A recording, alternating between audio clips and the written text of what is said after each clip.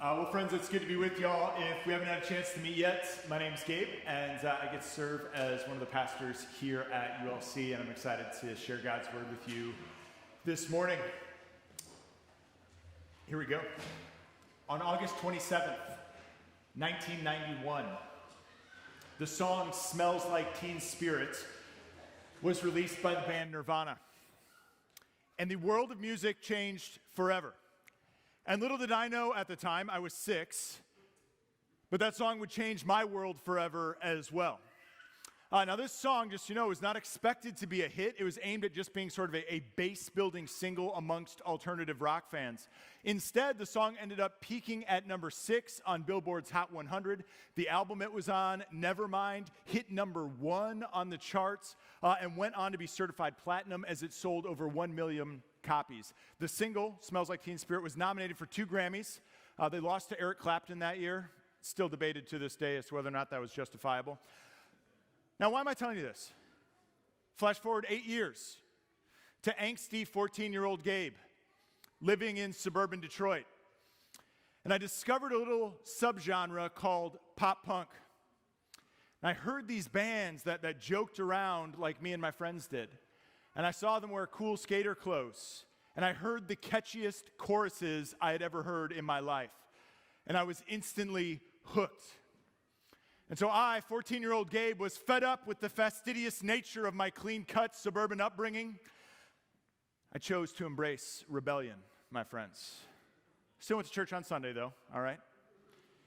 Nevertheless, I was unfettered from useless social mores, and I would now spend my days sticking it to the man so that I could be like my punk rock heroes.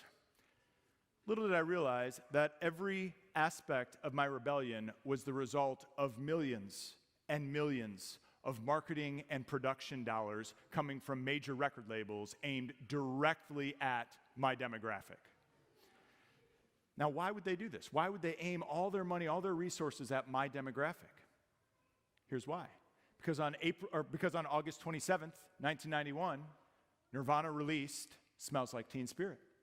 And as that single blew up on the airwaves, major record labels discovered that underground bands could have crossover appeal that led to major profits. Blood was in the water, my friends.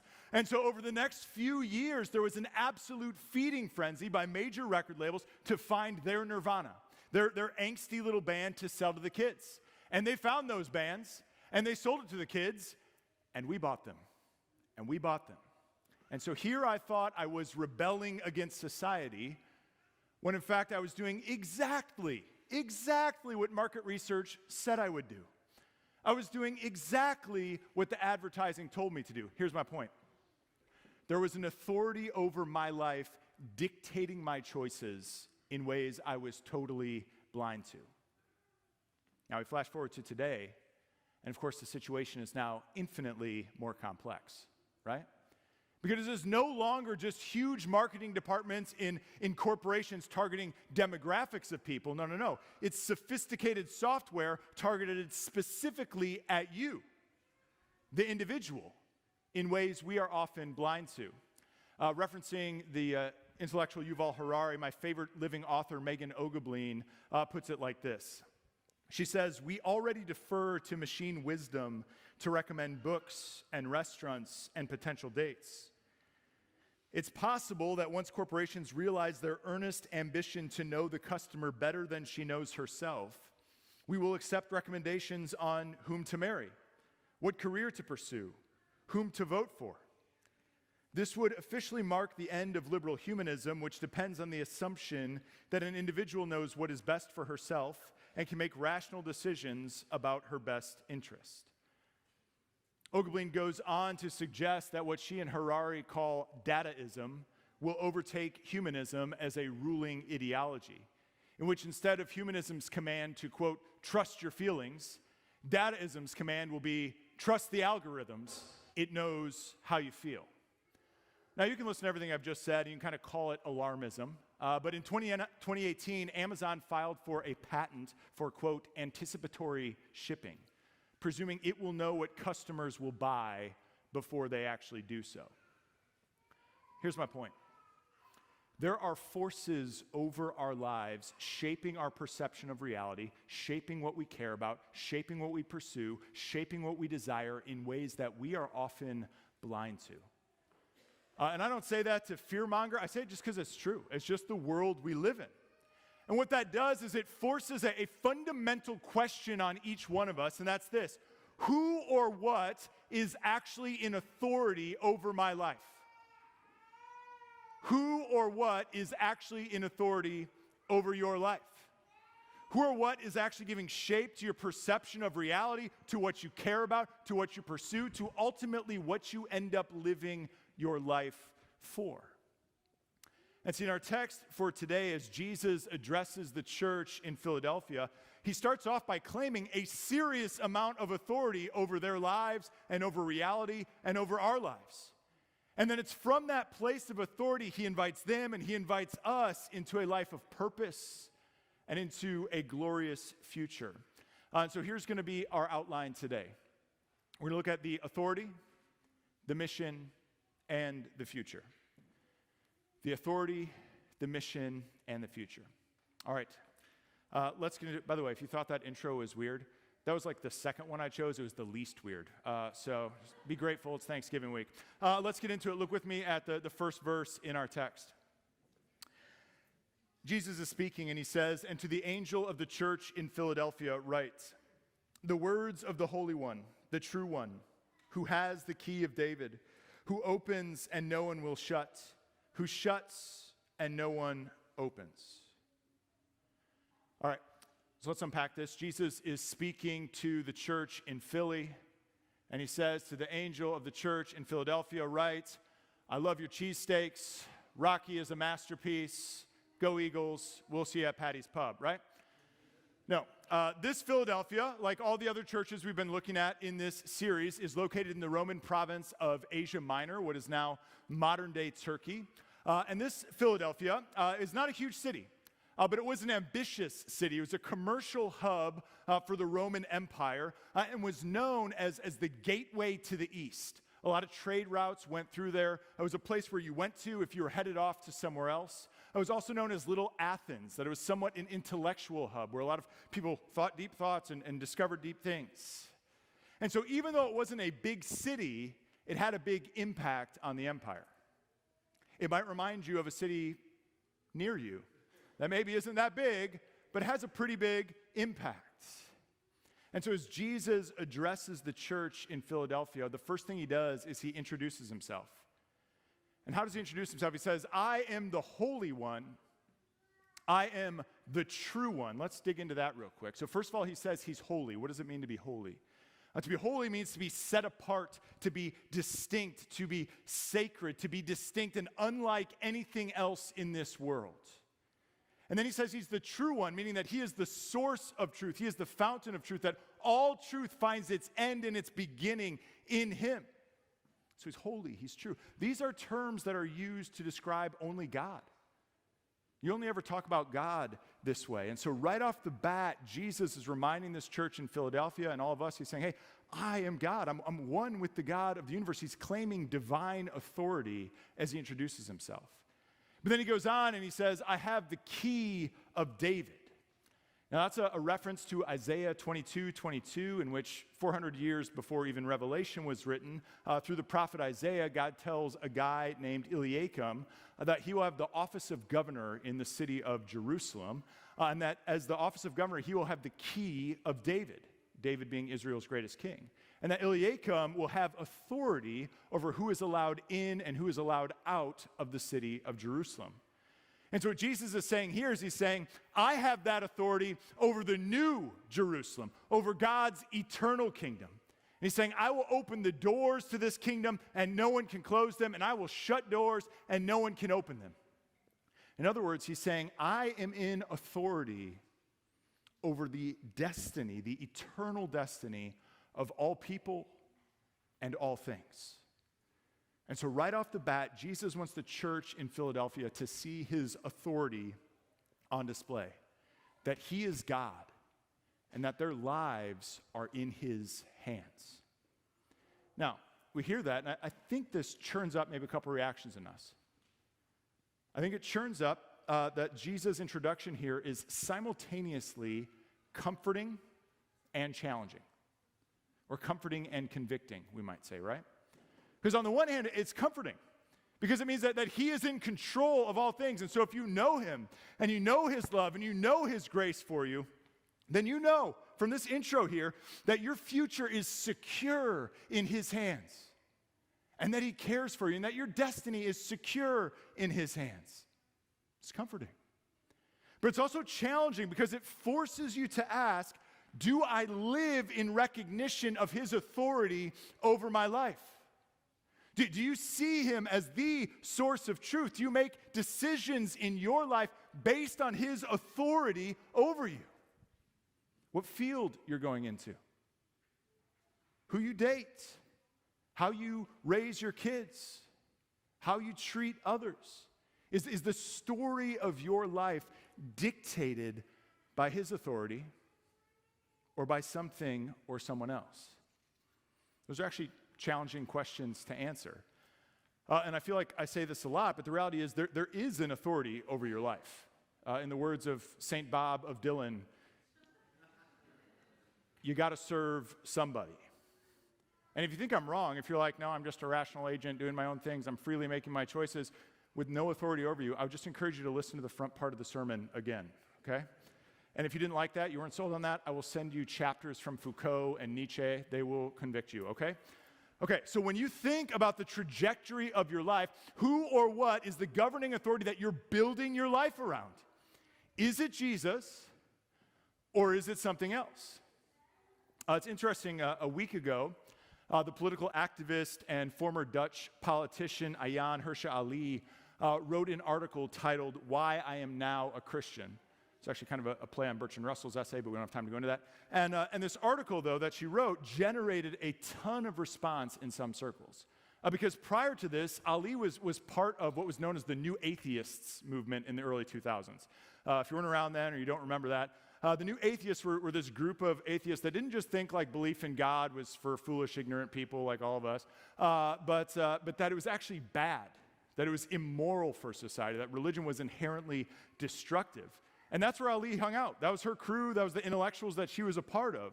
But now she's gone from hanging out with that crew to saying, now I'm a Christian. But it's interesting, in this article, she seems to indicate that much of the reason she's become a Christian is because she sees Christian principles and Christian teaching as necessary to preserve liberal democracy in the face of perceived threats. Now, whether or not that's true is for another sermon, or you can buy me a beer and we can talk about it.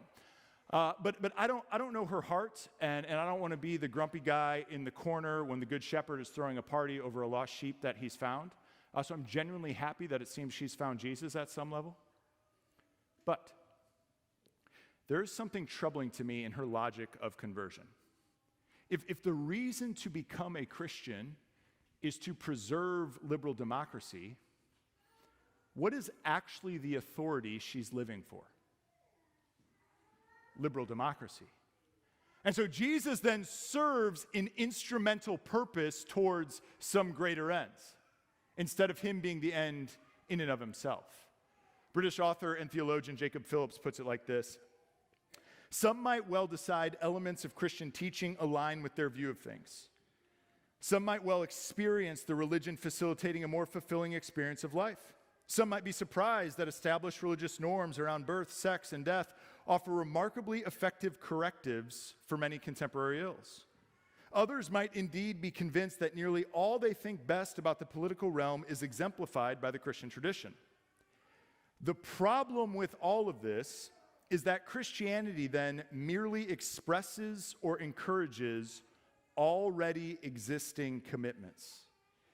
The reality is that unless human life, individual and social, is disrupted and decentered by that which is entirely beyond your reckoning, the religion has become just another ideology, another worldview. At the center of anything purporting to be Christian must always be the radically disruptive reality of lives being lived and societies being led in ways which are not of our choosing. Hear that again. at the center of anything purporting to be Christian must always be the radically disruptive reality of lives being lived and societies being led in ways which are not of our choosing. See, friends, this is what it means to have Jesus in authority over your life. See, if Jesus is just sort of high-fiving all the stuff you want to do anyways, if he's just high-fiving all the views you already have anyways, if he's just liking the people you already like, hating the people you already like, or already hate, then he's not actually challenging you, he's not stretching you, he's not confronting you, then he's not really in authority. To recognize him as the authority he is to trust him with your whole life. To be challenged by him, and to be corrected by him, and to be open to what he might do in you and through you, to view all of your decisions in light of his truth. And see, the amazing thing about that is as we live under his authority, he then invites us into a fuller life than we could ever imagine. Invites you into a life of purpose and mission. Look with me at our next verse, verse 8. Jesus says, I know your works. Behold, I have set before you an open door, which no one is able to shut. I know that you have but little power, and yet you have kept my word and have not denied my name. And so here Jesus says to the church in Philadelphia, he says, I've seen what you've been up to.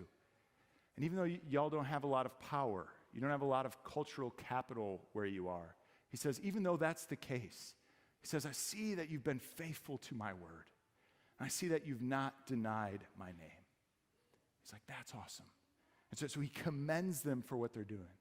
He's like, y'all are just tiny little Philadelphia, but you have been faithful. Been faithful. That's a good thing. And then the first part of the verse, he says, and I have set before you an open door, which no one is able to shut. Now, what's this open door? Well, there's some debate amongst scholars, but I'm inclined to believe that this open door that Jesus sets before them is actually what I'd call the door of mission. That it's the opportunity for them to share the good news of the gospel with others. That he's saying to them in this verse, hey, you may think you're weak. You may think that no one wants to hear the gospel. You may want to just be tempted to shrink back and hide up in your little enclave. You may think the world is not interested in what you have to share. But Jesus is saying, who's actually in charge here? Is the world in charge or am I? And Jesus is saying, I am. And I have opened a door for the gospel to go forth from you, little Philadelphia. So walk through it. Walk through it. It's an invitation to mission for this church. But notice how Jesus does this, right? He says, hey, I'm holy, I'm true, I have authority over all things, I have authority over the doors of eternity, and they are wide open right now, and I want you to be the welcoming party, just ushering people in. What Jesus does here is this captivating vision of participating in his work. It's a captivating vision of participating in his work to redeem and restore all things. It reminds me of the quote from the 20th century French writer and aviator, oddly enough, Antoine de Saint-Exupéry. He says this, if you want to build a ship, don't drum up people to collect wood, and don't assign them tasks and work, but rather teach them to long for the endless immensity of the sea. So Jesus is saying, hey, I know you have little power. I know you don't feel like much. But he's saying, look at the sea. Look at the sea. Look at its grandeur and its beauty. He's saying, walk through this open door of mission. Don't you want to go sailing with me? Don't you want to get on the boat with me? And then I think about the church in Ann Arbor. And I'm not sure anyone would say we have a lot of power in the eyes of the world as the church in Ann Arbor. And I look at our congregation. We're kind of mid-sized congregation, a bunch of college students here. I'm not sure we have a lot of power, a lot of cultural capital. And so the idea of mission, the idea of God using us to usher people into his eternal kingdom, maybe seems a bit like, yeah, that's cool. That's cool. Love that for Philadelphia, but not so much here. Okay, it's a tough city to reach, tough university to reach. So we're just going to bunker down. We're going to create a safe bubble away from the world, and we're just going to kind of wallow in our weakness. And Jesus steps in and he says, look at the sea. Look at the sea. Don't you want to go sailing? And friends, we try to do everything we can as a congregation to hop on the boat, if you will, with Jesus' mission. It's literally in our mission statement to join Jesus on his mission. All right, so we do all sorts. We do Alpha, and we do Pubology, and we serve our city in a variety of ways, and we reach out to students in a variety of ways, and we do literally missionary training here every month. We launched an international student ministry this year. We planted a church this year. We do as much as we can. But what we can't do is this: live on mission for you. I can't live on mission for you.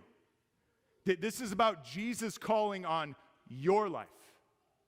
Your life. That's you saying, Jesus is the authority over everything in my life. He's the authority over my career. He's the authority over my family, over my politics, over my hobbies, over my relationships, over my studies. He's the authority, and I want to go wherever he leads me. I'm going to follow wherever he leads. I'm going to go wherever he sends me. That's what it is to live on mission with him. Because what's mission? What do I mean when I say, like, live on mission with Jesus? What do I mean by the mission of God? Well, this definition, this illustration comes to me from a missiologist named Michael Frost, and he describes the mission of God this way. I just love it. He says, imagine that you're like locked in a house with a group of people, and it's like a really kind of gross house. Like, it's a decrepit old house. It's beaten up. It's worn down. It's really dirty. In fact, it's so dirty that all the windows in the house, you can't see out of them because they're just sort of covered with grime and with soot. But this house actually happens to be located on a bluff overlooking Lake Michigan. Now, he doesn't say it's overlooking Lake Michigan. He's from Australia. All right, so I'm doing a little contextualization here. All right, so it's overlooking Lake Michigan, and there's about to be a sunset over Lake Michigan.